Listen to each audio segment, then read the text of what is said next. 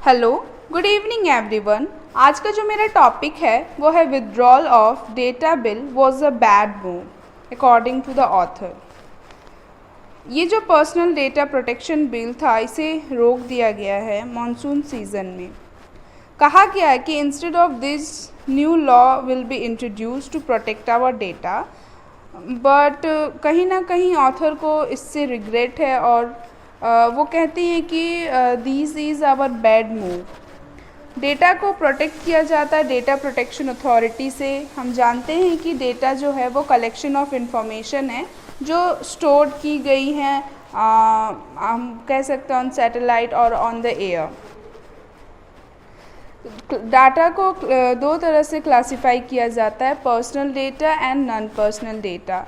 Personal data को फिर से फर्दर सब क्लासिफाई किया जाता है जिसमें पर्सनल डेटा में आता है name, address.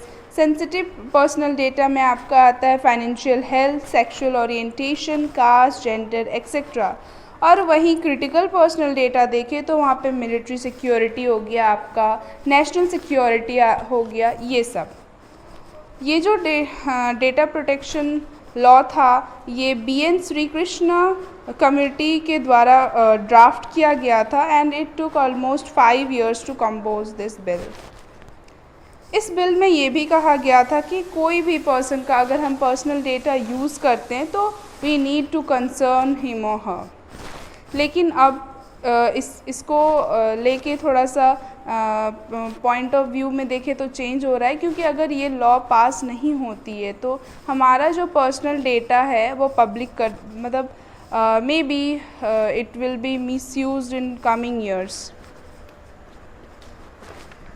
And the other thing, author को इसलिए भी बुरा ऑथर को ये एक कंसर्न दिखता है क्योंकि जो कमिटी थी BN कृष्णा की, उन्होंने लगभग 5 years अपना टाइम दिया इसको कंपोज करने में, ड्राफ्ट करने में, and almost each and every essential requirements to protect our data was concerned into it. Okay, तो और एक बात कि अगर ये लॉ पास नहीं होती है या फिर इस जैसा लॉ को बनाने में फिर से इतना हम टाइम देते हैं तो कहीं ना कहीं तब तक बहुत लेट हो जाएगा and our data will be somewhere in the air that would be misused in the coming year.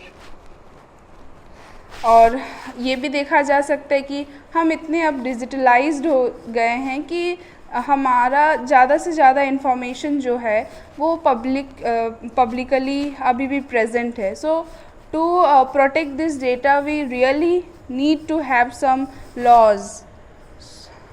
Thank you.